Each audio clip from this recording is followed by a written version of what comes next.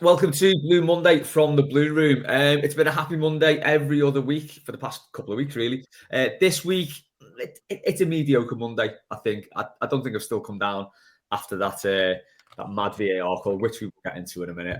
I have spoken at length on post-match and on the kickabout about this, so I'm going to defer to Rodger and Dave today. We may as well start at the finish. Rodger, I'll come to you first. What were your thoughts on all that? It's mad, isn't it? I was just saying before we started, I watched it with Glenn, my youngest, and he was going berserk. And for some reason, I wasn't really asked, which is very unlike me. I've got two takes on it. One, it's obviously it was a penalty. Well, or it wasn't a penalty, but whatever the referee decided should have stayed. It's you've seen them given and you haven't seen them given, but it wasn't sufficiently clear and obvious to be overturned either way. And I don't think we'd have moaned had it not been given. And the VAR hadn't overturned it, but once the ref gave it, the call should have stood. And why they showed in the wrong angle, Christ knows.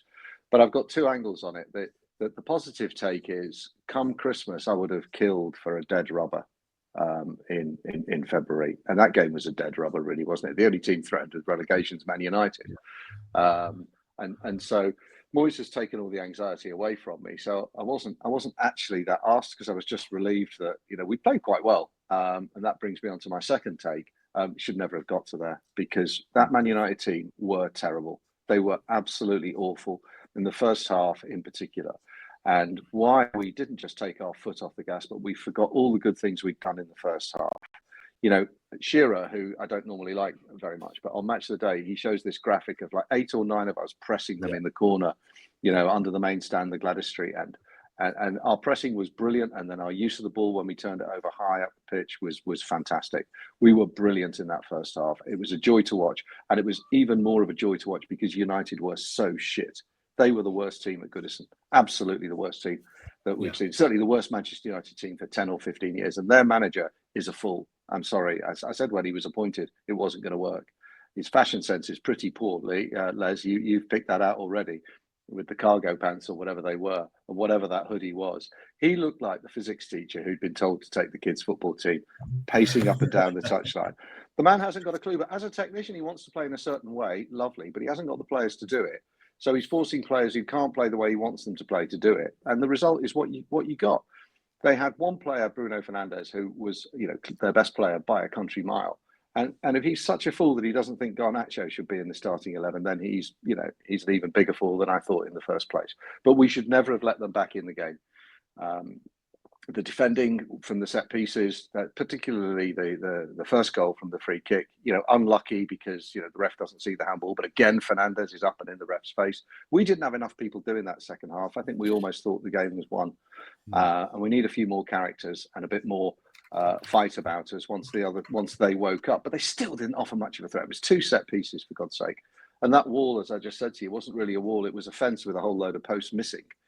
For the second free kick, closer to the goal. I'm very disappointed because we should have won that game, regardless of VAR and referees. We should have won that game. They should never have been allowed back in it. Maybe half a dozen people at halftime have messaged me to say we need a third because we're Everton, obviously. Why didn't we just go and get one? They were still there for the taking. Their keeper's pants.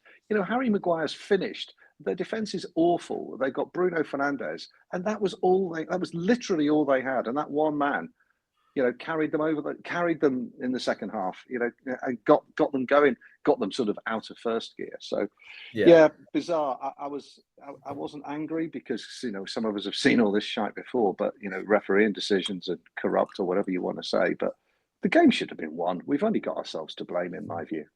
Yeah, I think on Amram, I think he did make that little tweak at half time, didn't he? I think he dropped Fernandes a little bit deeper, or certainly in the second half. Made a difference. Garnacho came on, and that did sort of change their sort of fortunes in that game, really. But like you say, Everton should have had enough to cope because, like Dave, as Rod said, that first half, that was perfect from us. We were harrying them, we were pressing them into the corners, causing them into mistakes. There was times when they couldn't even sort of get away from their own 18-yard box because they were passing it round and panicking. We really had them on the ropes, and against Spurs, we kind of did the same, but we got that third goal before half-time. Like Rodger said, my dad was saying the same thing. We need a third to see this off. We shouldn't need that, should we, when we're in such a dominant position against such a bad team? I was going to say that. It's I don't know. I think it's how positive we've spoken about this since Moyes come in, and how well we've played, how different we are, and how much more positive things are. We still shouldn't be not winning a 2-0 lead. You know, we should that should be a comfortable result for us. That third time this season. But in defence of them, obviously we talk about getting out of jail is the wrong term here. But had we got that penalty and scored it and won 3-2, nobody be sort of saying, well, you know, how have we let these back in? You know, how and they haven't. The narrative is not that. But I do think it's something important to discuss. Because I mean the energy levels we've got are ridiculously high constantly. There's an intensity there. Just a Ghana Gay just looks outstanding every time I've seen him play under Moyes. You forget this guy, what is he, 34, 35 years old? I know. He's 5 foot nothing, and he's so physically challenging against everybody that he comes up against.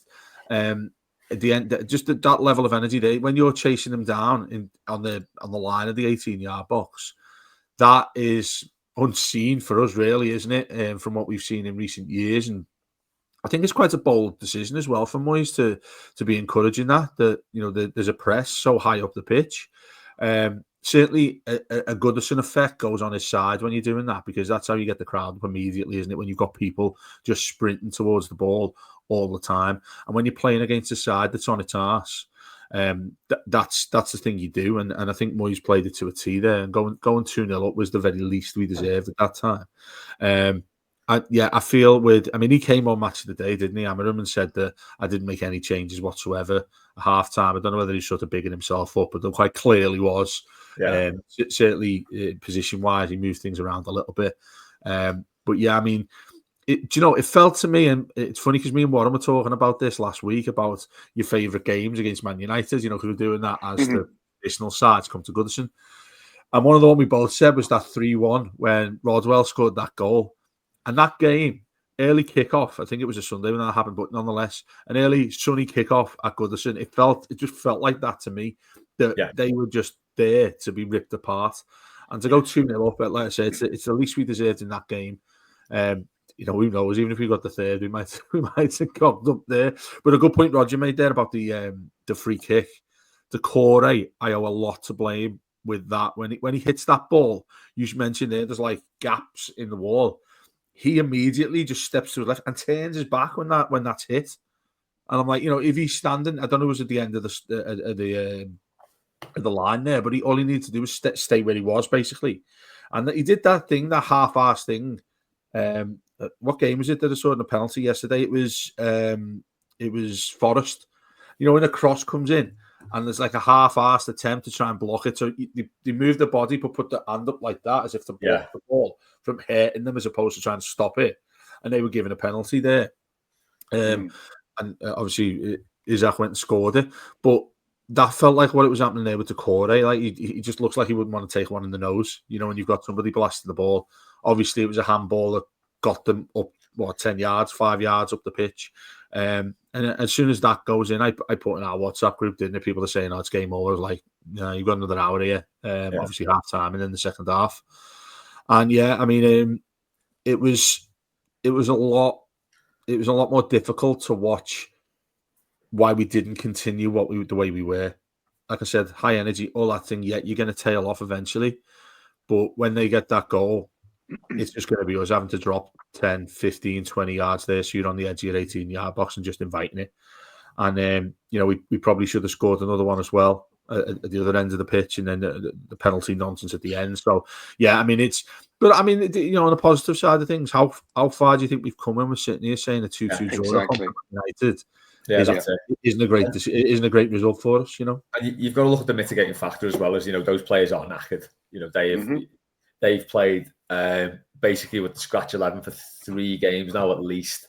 Happens again on Wednesday as well. Les coming up, doesn't exactly. Yeah, we've got another one coming up on Wednesday. Then thankfully we've got a weekend off. We've got like 10 days off, I think now. Yeah. But you know, they have put in everything these last 3 games, and it's to be expected that they're going to run out of steam. And I think that's essentially what happened in that game, because you could see them dropping further back. We didn't really have the options to bring on. But I think the referee played a massive part in it as well, not just with the VAR call at the end. just throughout the game. He set the tone. I think Man United, I looked at the foul count and we made 12 fouls to their 9, apparently, which I find quite surprising because they seemed to make about 5 fouls in the first 10 minutes. Yes. It was one of those games where they were doing all the fouling, but you just knew Everton were going to get the first booking. And O'Brien got the first booking at the end, towards the end of the first half. And I think the referee set the tone there because there was so many times he let players get away with fouls, cynical fouls as well, like that one where Beto got dragged back on the halfway line. That's a booking. That is a nailed-on booking any day of the week. If you go back to the Arsenal game the other week where Lewis Skelly got sent off, you could say he sort of went over the player's ankle a little bit, and that's why the ref sent him off. But he sent him off for a cynical foul, which is exactly what that was. That was further up the pitch. So there was things like that where, and again, it was similar to the derby. These players at United, like the players at Liverpool, know they can get away with whatever they want, and that set the tone for the game for me. It felt like we were on the back foot, even though we were in the ascendancy for the first half. We were on the back foot as far as the official was concerned. And I mean, I don't know if this translates to the players, but it must be dead frustrating when you're seeing players getting away with murder and the referee's not doing anything about it. Do you think there's anything in that, Rod? Do you think we were on the back foot because of that, or? Yeah, I mean, I think the ref had a poor game. I mean, the one thing that he did in our favour, the bastards told him to overturn.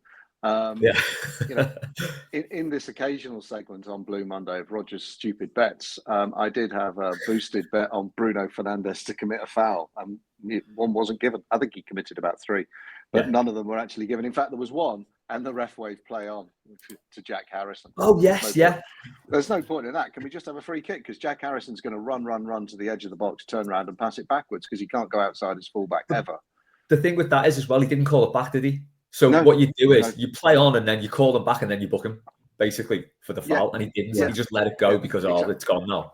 Well, that's what referees do. It's this advantage rather than more of an advantage. Is it more of an advantage to have a free kick in some space, 10 yards of space around you to make a play, make an easy pass, or carry on? So anyway, that was a bit unlucky for me. Not that anyone cares about my stupid bets. I did have a bet on bookings in the red shite game yesterday. There wasn't a single one. I mean, what?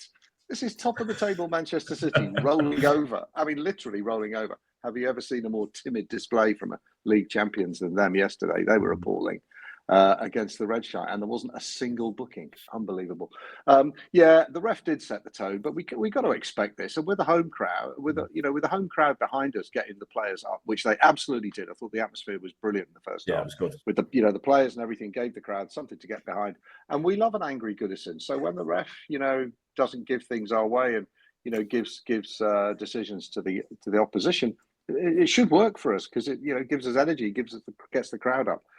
It was always us with United and the officials, I guess, but we had more than enough to have put that game to bed. Would be my conclusion. Yeah, I think, and Dave, we'll just round off the Man United bit on a positive. Then that is the positive, isn't it? Like you've said, we've got 5 games left to think of Goodison now, and it just feels like we can enjoy them. Like you say, those sunny spring days against Man United in an early kickoff, it felt perfect, and it was for an hour. But I think the fact that we're in this position where we're not, really lamenting the dropping of 2 points, aside from the fact that it could have been 3 with the last kick of the game, which, by the way, I think angered me more because it would have been amazing to rub their noses in it because they were full of it for the last 20 minutes, obviously, because, they got back in the game. That would have been a sweet ending. Anyway, who would have taken the penalty? Who would have? I think Alcaraz was going to take it. He was stood around the spot. Yeah, that's the thing as well. I was sitting there and I thought, when it was given, and obviously before what came to pass about us not having the penalty, I thought we're going to miss this. We will miss this penalty. I was like, I was never so nervous about taking a penalty before had we got it that we would miss that pen. And I was thinking, who does take it now? You wouldn't put the Corey on it because he'd probably fall over trying to hit it. Alcaraz there, obviously he's on a high that he scored against Palace and he comes in as a brand new midfield player that we want to keep. Just on him then, do you think he was unlucky to get dropped? Because on post-match, the consensus was on post-match that the Corey did a good job when he came in, and you can kind of see why the manager brought him back in. I'm not convinced by that really because, he played a full game against Palace, scored one, set one up. Well, there's a good point to make on that, Les, because I think general consensus that we had heading into this game was I think he'll bring Doucouré back in and for Alcaraz's place there, which he is unlucky for because he was great against Palace. He's full of energy. He's all over the place in terms of he doesn't seem to he gets tired or anything like that. He proper bit between his teeth, wants to scrap all the time as well, which I'm sure will work against us at some point when he gets sent off for a 2-footer on somebody and he doesn't need to do it. And yeah, I do think he was unfortunate, but the sort of maybe an underlying point on that. Did it not look to you like you've got a player coming back in who is fighting for his place? Because that's what it felt like me with Doucouré. Doucouré all over the place. He was chasing everything down. He was being absolutely brilliant, which is, it's difficult to say about him given what's gone on in the season gone by when everyone thinks he's finished at us. And I do wonder if he thinks I'm getting back in here. I need to step this up if I'm going to keep my place in the side. Traditional sort of feeling, isn't it? His form has taken an uptick since we signed Alcaraz, or since it was on the radar, definitely. Massively so. And look, he's control. We know all this, don't we, about him? He's not the best player, technical wise and stuff like that. Yeah, and I thought when Alcaraz came on, he came on too late as well. Yeah, definitely. I don't know why it took so long with those subs. No, I don't. It was back to Moyes, conventional Moyes, traditional days.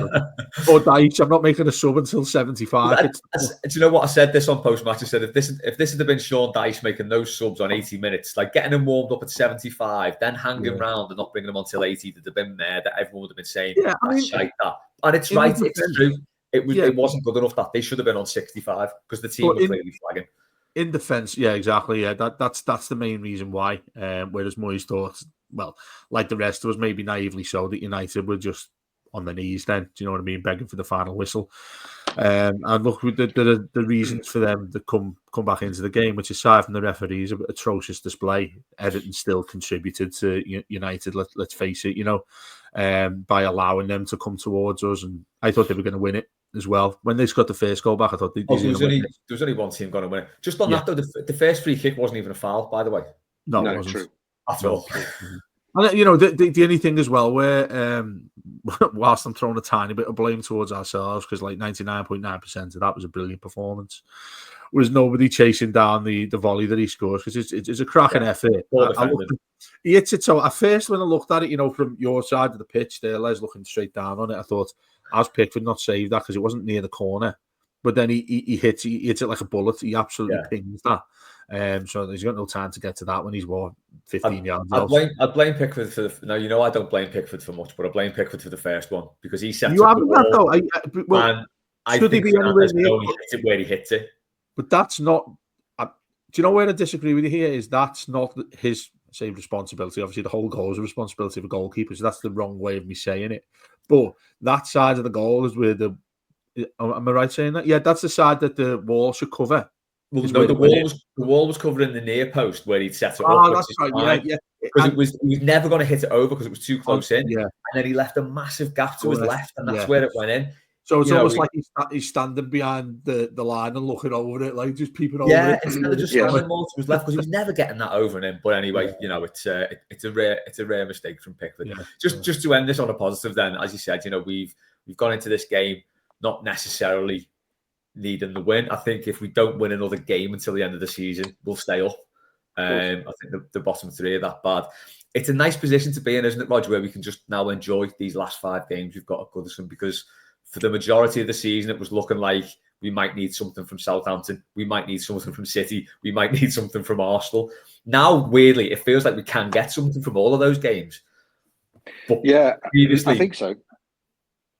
Previously, I think the jeopardy's gone, hasn't it? So that should mean we can play with a bit more freedom and maybe experiment. And just coming back to Alcaraz, here's a mad thought for you. Why could have started him instead of Harrison?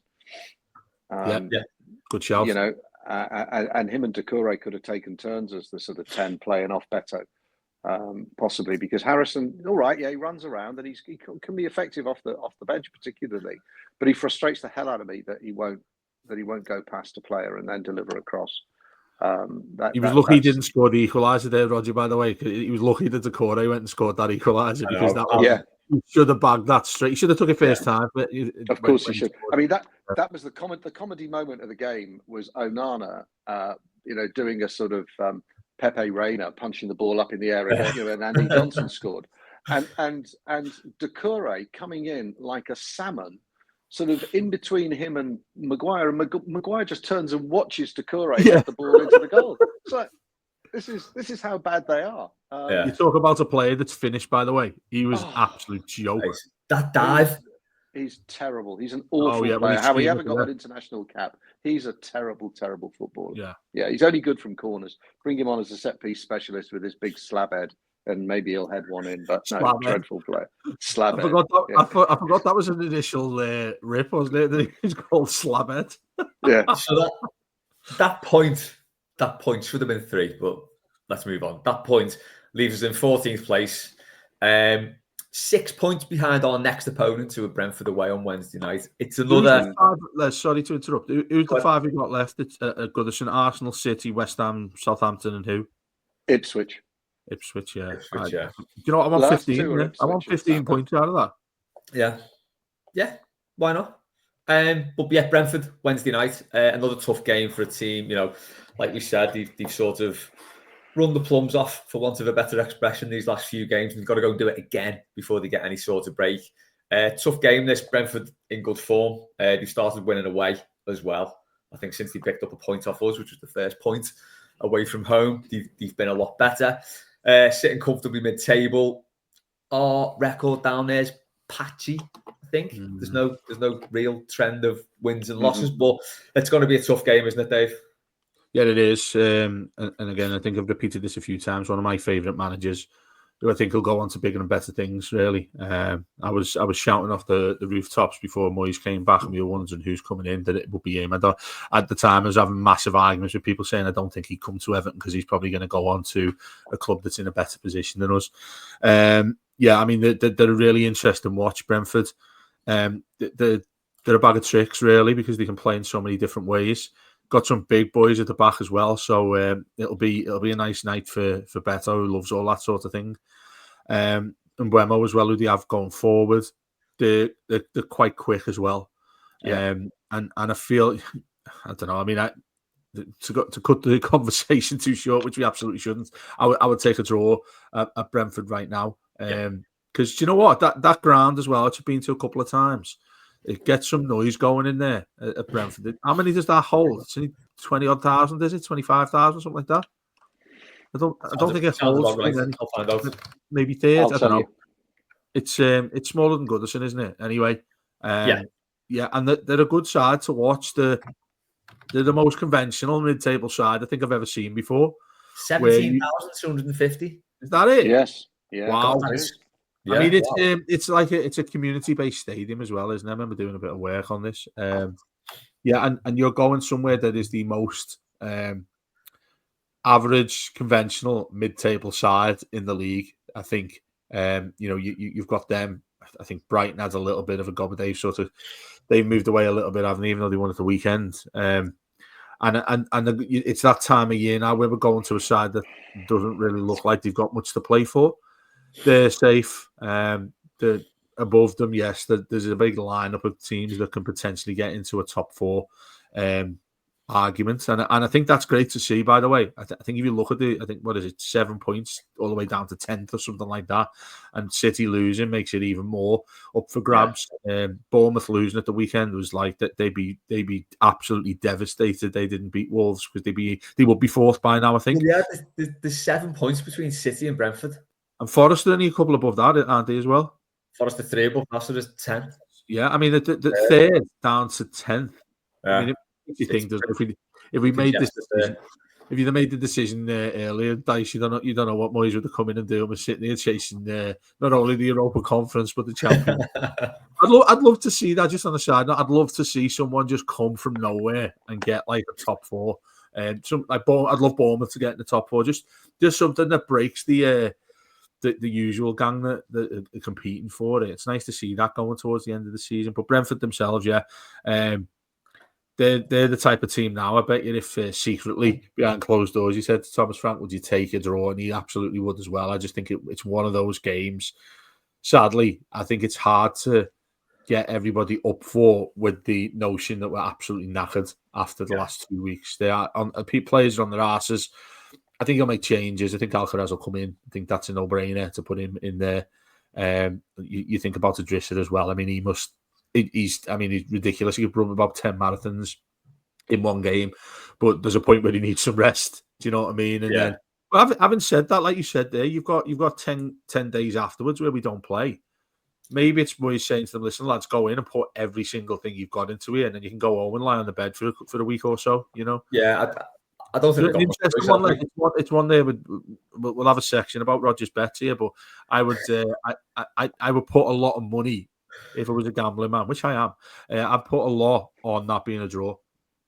Yeah, I mean, like you said, Dave, I think I'll be happy with that. Rog, so it's another tough game against a relatively informed team. They've won 3, drawn 2 of the last 5. But we went to Palace and did it. Do you think this could be the same? Oh, I think we'll beat them. I think we'll beat them. I don't think they're a dangerous opponent for us. But just be careful when you look at what you think about home form and the like. They haven't won a game at home in 2025. In 2025, they've lost at home to Arsenal 3-1. They've lost at home to Plymouth 1-0 in the FA Cup. They drew with Manchester City. They lost at home to the Red Shite, and they lost at home to Tottenham. So their last win was, and then they lost also at home to Nottingham Forest.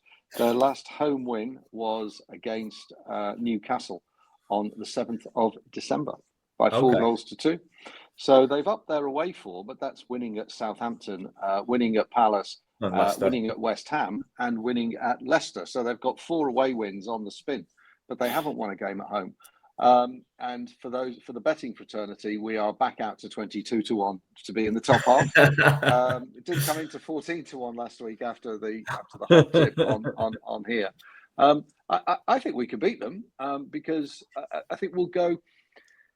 We are still a bit of a backs to the wall mentality, and that's what let us down against United. We're not used to being 2-0 up. We don't quite know what to do. Can we really keep a hold of this? Did we score too early, 2-0 at half time, and then second half? Yeah, we've talked about that. So I think we'll go there. We need to defend well and sensibly, and they are dangerous because they have pace. But I think we can win that game. I certainly don't think we'll lose it. And there's a danger, clearly, fitness-wise, and the thinness of the squad, particularly attacking options, that they are running on fumes. But we played early Saturday, so you've had, Sunday, Monday, Tuesday, 3 full days of recovery. I think we can beat them. I do. I think they're hit and miss. They could beat us 3-0, but I think that's unlikely. I think we can get a result. I really do. And I'd be sort of 40% happy with a draw. I think we can win the game. Yeah, that'd be nice. So we beat them 3-1 last season. Last time we beat them before that, Cliff Britton was manager, 1952-53. We beat them 4-2. But we have only played away like 5 other times in that period. Who's that family you mentioned there? What's that? Love the name Cliff. Cliff Britton, yeah. I'm looking at the brilliant EvertonResults.com website there, by the way. If people aren't onto that, just go on and just become a complete nerd about Everton Results. It's got everything in there. Seasons, opponents, trends, the lot. It's incredible. We let Roberts working for them as well. I love it. It's brilliant. It's so good. I think there's no reason why we can't go for it. But it is just a case of, will the players have the legs? But like you said, just got to go for it. Just do it this one last time and then get your rest in before Wolves. We'll finish then on the new stadium. I spoke to Rob at length about this on the Kickabout last night. He was very, very keen to hear about what it was like and, what he thinks it's going to be like when they actually get a full house in there. Dave, get your thoughts on it. What did you make of it on Monday night? It's a magnificent place. It's staggering when you walk in there. Just didn't expect what. Obviously, I went in with sort of a trepidation walking down to it. I've said this a couple of times, but it reminds me a bit of the Wizard of Oz. Where you eventually see behind the curtain what's actually in there. It was like that walking in, wasn't it? Oh, do you know it was? It was like opening to like first time that Disney opens or something like that. You know what I mean? Yeah. You walk through the walls there. You're having a peek around it and all that when you get there. And I thought getting into the stadium, aside from that, and I will get onto that in a minute. I mean, literally when you're in front of getting into the stadium, really easy way to get in. Friendly staff, stewards, and all that sort of thing, which Everton are really good at. That was all great. Got in, and when it's vast, and people who have, obviously most fans have been down there to look at it, but you've looked at it from what, maybe 100, 200 yard distance that you can see it from when you're looking through or over a brick wall. Doesn't do it justice whatsoever there, because when you walk in, it's you're trying to treasure every part of it going in. I remember walking in, I was looking at the floor there, and the old tram here, the old tram line, the old tram lines, the old tram lines are there from obviously decades, centuries ago. That traditional and historical reference that I think most fans want Everton to keep. That's all there. I think as you walk in there, I think they've done a wonderful job with it. And then when you get there, I mean, the views that most people have seen from lower down, but obviously further away, it looks like a quite small in regards to height in a stadium from a distance. Getting up close to it, it is huge. That stand that we had to that south stand that we had to go into with the first 10,000, it's ridiculously high. It's ridiculously steep, to the point where, I don't know, it's akin to the top balcony, which I haven't been to in decades, but the top balcony was like, if you took the wrong step, you're on the verge of going down because it's that steep. I was at about 5 or 6 rows behind where the goal is at the front, and turned, looked up, and I couldn't see, because it's like there's that much of an angle on you. I could only see about, I don't know, 15, 20 rows back. And then obviously when it goes up to the upper tier, which is where we are, that you just couldn't see it. It was that. It was you in the lower, Dave? Yeah, and the great thing, or was everyone sat down? The great thing about it was I didn't expect there to be so much room. You've got I could sit down, and I'm 6'4". I could stretch my feet out without touching the fella in front. Not that I wanted to, but I put my foot out like that. A ridiculous amount of space. Stand up if you want to. Sit down if you want to. Everything. They haven't left no stone unturned with that side of thing. Going in there again, seamless. And I felt everything in and around it was absolutely perfect. And I never thought I'd say that about Everton in any regard, let alone go into a brand new stadium, which a lot of people are thinking, I don't really want to leave Goodison. And when I went in there, I don't know what you felt about it when you were first in there, like, because you're constantly looking around, felt sorry for the kids on the pitch, couldn't tell you what unless someone told me, I wouldn't know what the score was. I'm looking in around everywhere, and I was like, is this really Everton? It was so surreal. It was like, does it feel like us? Does it feel like you're not at an away game, which it initially felt like to me? It was an away game. A really strange feeling, but a lot of people started to leave early because they didn't come to look around, basically. Yeah, we stayed till the end, weirdly, right until the very end. Yeah, I stayed. I don't even do that at first team games. You what? Sorry, I don't even do that at first team games. I know you don't. You be the acid test for how long you've got to get out of there. But yeah, I mean, I didn't go back to the food thing and that ridiculous bloody video we've seen about 8 million times about that lad stealing some chicken. But all of that side of it as well, from a distance, I didn't go near it. Looked really well run. It couldn't have been a more ideal setting for Everton. It couldn't have been a more ideal start to showing people what goes on in that stadium. Like I say, the big asterisk next to that is what we continue with what we're saying every single day about access and parking and all that sort of things, which is a massive issue, which we mentioned just before we started, that the club are to be, they need to be accountable on top of below the council, who've had 8 years to sort this out. We know all this, but in general, it was a fantastic night. Coming away from it, feeling like a different blue. I felt like a different Evertonian going somewhere that's completely different to Goodison. Yeah, I was wondering what it was going to feel like going into Goodison on Saturday as well. Yeah. Didn't feel any pangs of regret, like I want to be in the new ground. It was just back at Goodison. It was sound, and I think more than anything, it made me realise how much I'm going to miss Goodison now. I'm getting quite emotional about the thought of leaving now. Also, up until like Saturday, I hadn't been that bothered. Probably when we equalised in the derby, that was when I thought, okay, right, I'm going to miss this. And then Saturday, I think I started to think, the games are counting down now. I'm really going to miss it. I think the only gripe with the new ground at the minute is that there's no Everton branding on it. Like I was walking around, walking down Goodison Road on Saturday to do one of the walk-up videos. It's on our TikTok channel. Yeah, we're on TikTok. If anyone's not on there, do you know what that is, Rodger? I don't know what. I don't know. all over it. Yeah, big. Go and have a look at that. But you know, I prefer on the main digital stand, clocks, not ones that just go TikTok. I don't need the TikTok. That's it. Yeah. On the side of the main stand, you know, you got the big Everton badge, you got the legends and all that up the side. There's no like Everton branding on the stadium outside. I don't think. I didn't see anything anyway. And obviously, there's not inside. Now that could be waiting for a sponsorship. Are we sure it's still ours then? Well, exactly. I don't know. Trammy lines end up playing in there, but by those trammy lines. But yeah, you know, but everything about it, that's being a bit picky. I think everything about it is stunning. It's all top spec. It's amazing. It's everything I sort of was hoping it would be. But then we do get to the getting in the ground or getting to the ground, really, which isn't ideal.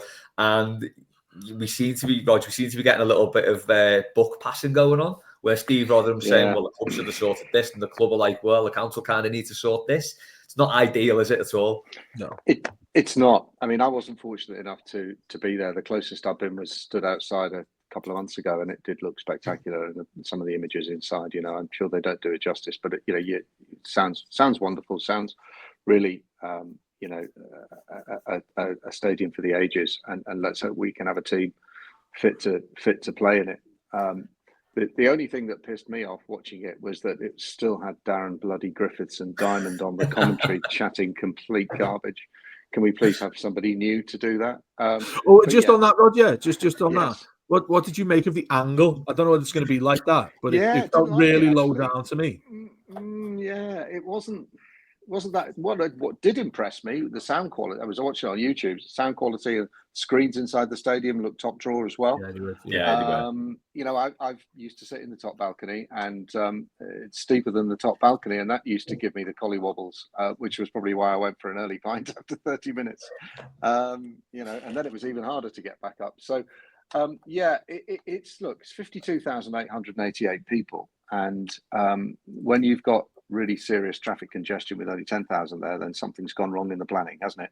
I don't really care whose fault it is, but it needs sorting. Yeah. I was just listening to a different podcast, and there were some stats produced there from the planning application where apparently they said 12,000 people would be travelling by rail to games at Bramley Moor. Seems like a lot. And 15,000 people would travel by taxi, bus, or coach, which also seems like a very high number. They did 15,000 taxis is a lot.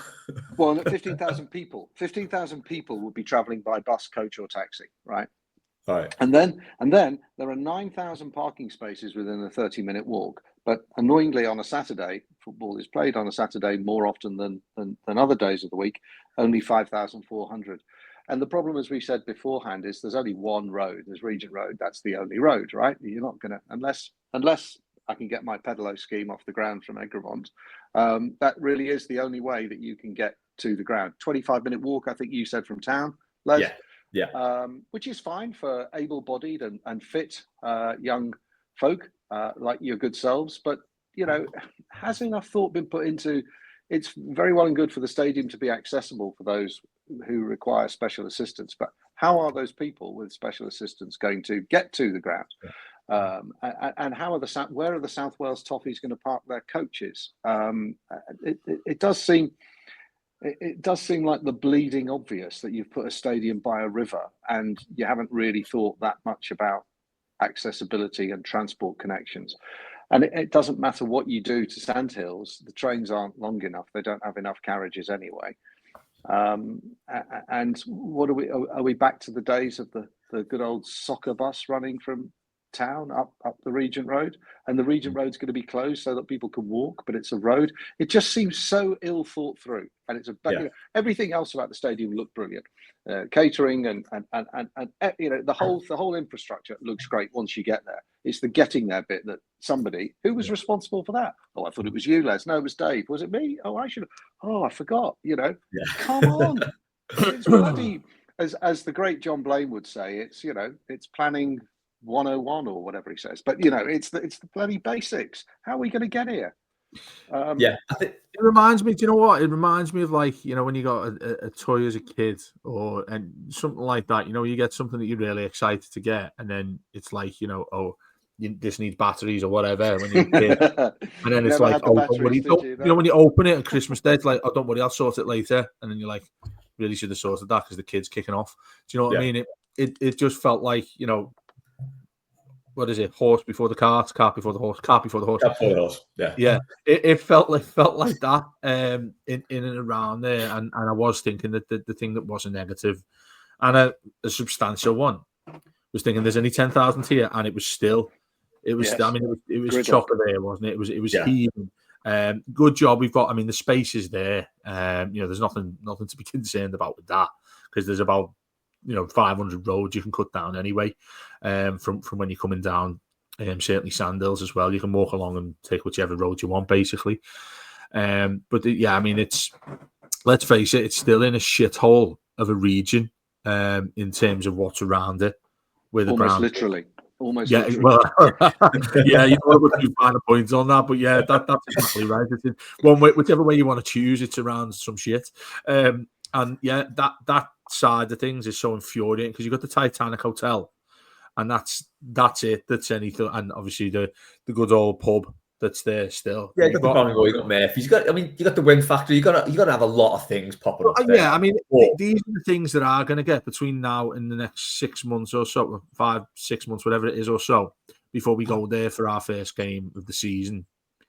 I would imagine that there's a lot of pop-up things that come about, and, you know, businesses must be, or, you know, fighting each other on a queue to get what they want there, hotels, all that, and I'm sure that'll come in.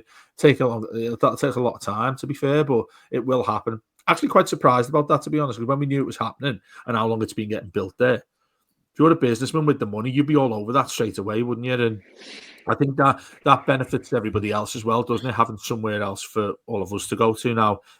The cynic inside me here would say that the club are reluctant to put in various areas closer to that ground because they want to get people into and around the stadium for the revenue they're going to get from food and drink and whatnot. Because, you know, what stands against it, I think I've mentioned this before, when you're at Moorfields, wherever you are, Central Station in town coming here, there's next to nothing chance of you not having a drink or something to eat on the way walking to the stadium. And I think the club, with all due respect to them, have thought, you know what, that's going to take a lot of business away from us there, because how many pubs are you going to go past? How many places to run in and get something to eat, even like Greg's or somewhere like that? It's not like in Kirkdale where, you know, a lot of the pubs, they're not the best in the world. You're literally in town. Yeah, I mean, exactly. You pick some of the best pubs going. Yeah, exactly. And now you've got like whatever choice you want, really, haven't you? If you're in and around Liverpool 1, there's all sorts of different things you can go to. And they must be really excited about that. Anyone with a restaurant or a pub around there must be like, yeah, it's quids in for us, this. Because it's that easy for them to put a discount on a couple of hours before the game, isn't it? Quid a pound for an hour or whatever. When the club have obviously wanted to emphasise getting to the ground, and I think they're opening something like 5 hours before the kickoff, like 10 o'clock if it's a 3 o'clock kickoff, because they want everybody in there and they're going to encourage that, and I understand that. So that's sort of what I think in and around there is. They wouldn't be encouraging people or companies or whatever it is with the arse end derelict places. They won't be overly going, listen, we badly need this because we need to organise how people are going to access the stadium. We need to organise how people can come into the stadium as early as they possibly can. I think they'd be quite reluctant to do that. So I think that's difficult for them on that part. If there's somebody focusing on the revenue Everton make from fans coming in. The pricing, obviously, we've spoken about that quite a lot, haven't we? I mean, it didn't look the cheapest of food, but it did look nice. So yeah, I mean, I think there's a hell of a lot of work to be done in and around there. If you keep the blinkers on, you get to that stadium and you will absolutely adore it. It's stunning. It's everything Everton could do with everything Everton needs. You know, do you remember years ago, Rodger, we used to talk about what capacity we wanted? And it'd be like, it's got to be like, you know, 120,000. It's got to be 187,008 or something like that. Ridiculous amounts we were putting in there. But look, there's still options there. You can see, can't you, Les, from looking to the opposite side of it, the north stand.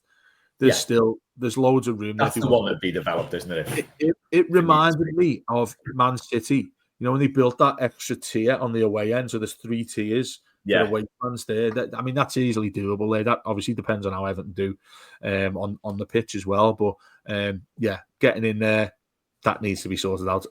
Yeah, I say that like it's an easy task. It should have been a much better done task. It's possibly not as hard as you might think, really. I mean, I'm no bloody transport or infrastructure expert, but there are options for buses. There are options for bigger trains or more carriages on the trains. There's no reason not to do that. That will clear Sandals relatively quickly. The infuriating thing is on match day is like when you're going from Kirkdale, there's like a 4-carriage or a 3-carriage train instead of an 8-carriage train. And it's like, well, it's match day.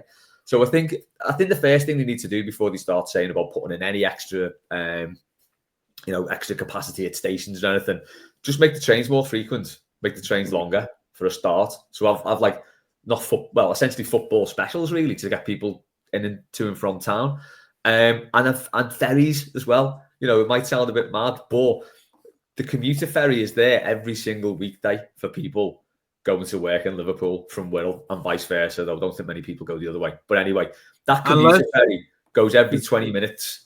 There's one more thing there as well, Les. There's one more thing. The tram lines are still there. There you go. Get a couple of trams in. I'm genuinely serious about the ferry. I would love to get the ferry over to and from the game. Yeah.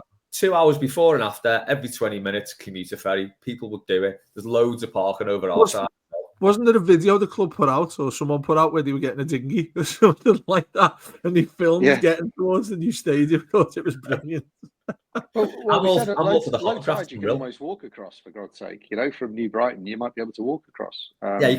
You could swim from Egremont, definitely. Certainly could. I tell you one thing that we're talking about the regular match-going fans, because those are the ones we care about, of course. But, what about the corporate hostility punters here? How many of them are we going to have? 5,000 or something like that for a game? And these people will want to rock up and park their lovely Range Rovers or whatever the hell they're driving, and they'll want to get away quickly and easily. And that's what they expect. Drive in, have their lovely meal, or whatever the catering arrangements are, get into their box or their executive seat and bugger off quickly. I don't think anybody's going to be buggering off quickly, are they? Doesn't feel like it, no. And that hospitality package, if you're going to sell a hospitality package, one of the things, as well as food and a nice seat, is ease of access, easier than the hoi polloi. Yeah. Well, I am looking forward to seeing what those couches look like, by the way, because we could see them from where we were sat. And there's this bank of about 12 sofas, basically, that people can sit on and watch the game. So that'll be interesting to see what that's like. See if they get heckled as well, because they should do. Lie down, Les, that's what it is. Oh, God, yeah. I mean, it's like, I can't be doing with this. I just need to lie down. Wouldn't be a bad way to watch the game. But anyway, they've got 2 more test events and a good 5 months or so to sort all that out. So fingers crossed it will all get boxed off. That's it from this week's Blue Monday. Thanks to Rodger. Thanks to Dave. If everyone's watching on YouTube, I'll do the housekeeping at the end there. Watching on YouTube, please do give us a like and a subscribe. Same on the podcast, wherever you listen to it. Give us a star rating, leave some comments and whatever. This week, so a bit different this week, isn't it? We'll have the byline coming up tomorrow. We've got Brentford on Wednesday, so that kind of throws the schedule a little bit on no match at the weekend. I've got another old new borrowed blue coming out on Thursday. We'll put the interview that me and Rodger did with Gav Buckland up. That'll be up before the weekend. And we'll have a mailbag on Friday. Anything else to add, Dave? You got your kickabout as well, which is coming out, which is a cinema long listen. Which only an hour and 40 minutes, that's all. Only an hour and 40 minutes. Bit like Good Times as well, which, we're going with Lord of the Rings trilogies coming our way to a podcast near you. And obviously, the thing to emphasise is obviously we don't have that game for 10 days after Brentford, so there's loads of bits and pieces there that we're going to be putting out and talking to and all sorts of that, really. So, as we always say, it never stops, so it won't be stopping, even though we haven't got a game for 10 days. Yeah, and the Gav Buckland thing is a one of two. That's going to be there is going to be a follow up. So listen to it and get your questions into Sir Gav, the king of stats and all things all things Moore's era. Yeah, So it was a really good chat with Rodger. that's the Return of the King in the third of the Lord of the Rings trilogies. That's the one. And if you are on social media, we're on Twitter, we're on Blue Sky, we're on Facebook, we're on TikTok. Go and give us a follow. Thanks again, Rodger. Thanks, Dave. That's been Blue Monday. Up the toffees.